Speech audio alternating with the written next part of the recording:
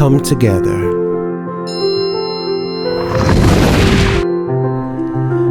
The One Family Movement. Welcome home. Welcome back to the One Family Movement World Peace Channel. Now, we're going to talk about today something that's very important.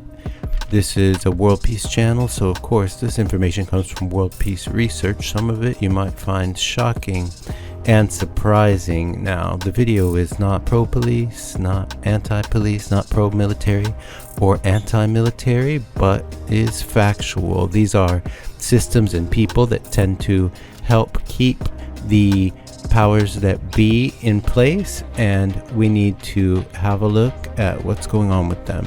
So let's start off with police. Now, let's take a look. There's no doubt that some cops are good cops, some cops are bad cops. Cops do good things, cops do bad things. It's really a mixed bag, but let's let you in on some facts about the profession, about their activities, and let's just try to see the big picture for a moment in the context of the world peace movement. Now, consider some of the most dangerous and persistent problems in society are caused by the very governmental systems that the police, among other agencies, work for and actively keep in place.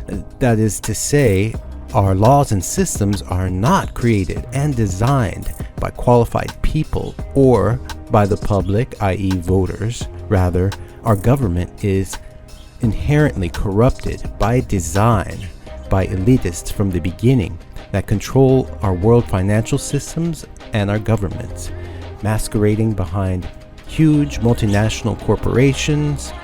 These entities control and influence the government way more than any individuals or the general public could ever do. Their singular sole focus is 99.9% on profits, aka greed, and ongoing control and domination of the populations. Rather than fix these problems and care for the people, the elitists in control of these systems hire these civilian military forces to control the people, most often with a very heavy hand, and more importantly, to keep their corrupt elitist systems in place. These are offensive measures in an ongoing class war. So, when all you have is a hammer, it starts to look like every problem is a nail. Elitist controllers prefer to put some pawns in often great danger and under massive stress rather than to make holistic changes in the society that might cut into their profits, power, control, and the ridiculous privilege that they enjoy over the rest of us.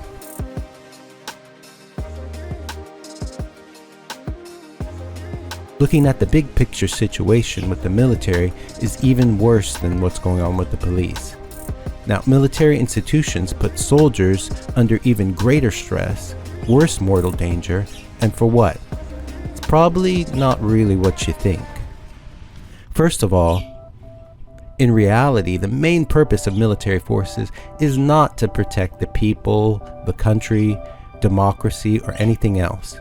This is just propaganda. These are the G.I.JOE bedtime stories we're told, aka mind control programming by the elitist controlled mass media. The main purpose of military forces is to protect the elitists, both domestically and internationally, as well as their core assets.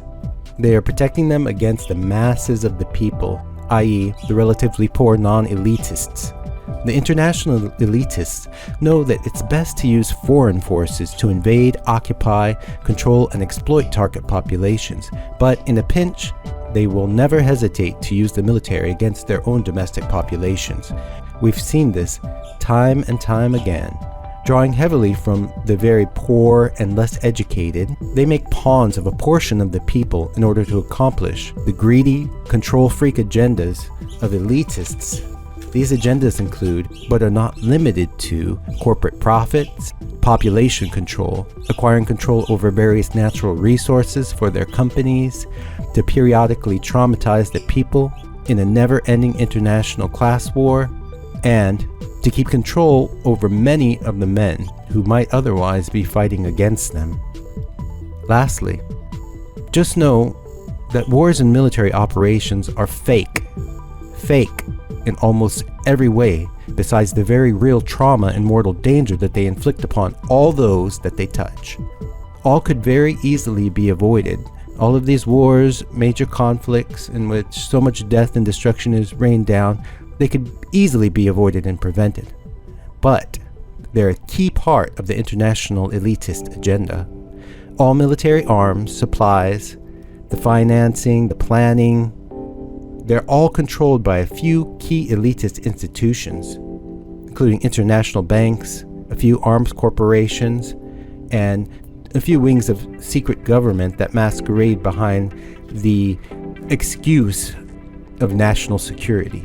War events, war propaganda, and even, as many have suggested, the key triggering events have been shown to be carefully planned over years or decades in advance by shady elitist secret society institutions, such as the Tavistock Institute in London. If we do not realize that the true purpose of police and military forces are much different than the propaganda lines given to the public by the elitist-controlled mass media and our governments, then we'll never perceive the bigger long-term picture of what is really going on. Almost all of the major social and economic problems, homelessness, wars, conflicts, could easily be fixed and or avoided if the right properly qualified people were just guiding our societies in the right positions. For a long time, humanity has possessed the knowledge, the technology, the communications, the diplomatic capabilities to make our societies comfortable and equitable for everyone, as well as prevent major conflicts, wars, and violence. We also have the capability to protect and preserve the environment of the earth much better than we are. But these are not the purposes and agenda of the elitists who are in control, the wrong people who are in control, taking us and our world to a place that we really don't want to go. The elitist kingdoms, countries, corporations, and institutions have been built upon militarism, invasionism, class oppression, and misinformation, lies. These are the foundations upon which the current structures of our societies have been founded. And to this day, the elitists are still hell-bent on this same singular strategy. Just try to see in all aspects of life how the elitist agenda of divide and conquer, or divide and rule, is functioning to keep a psychopathic elitist class in control of the worldwide human family. Solutions? Well, the One Family Movement plan envisions a system in which familiar, educated, trustworthy persons handle security exclusively in their own local communities, period. There is really no need to turn our backs on our own families, neighbors, and friends to defend and protect that and those which are not worthy of being defended. Because these corrupt individuals and institutions do not really have the best interests of you and yours, your family, your friends, your people in mind. And in many cases, you and yours may find yourselves on the wrong end of elitist violence and oppression. It's not really about countries or cultures or races, etc. These are petty distractions the elitists use to divide and weaken us all. There is no need to rent ourselves out to governments to fight against strangers for strange reasons. And if you think you need to defend your country or you'll be taken over, just know that the same elitists are already in control of all sides. And by taking this path, we also, of course, engender foundational spiritual and moral human principles such as nonviolence, kindness, compassion, respect for others, things that will make our world a better place and move us ever closer to world peace. Thank you for watching and listening. Please like and subscribe. Stay tuned for more videos coming soon from the One Family World Peace Movement. Take care.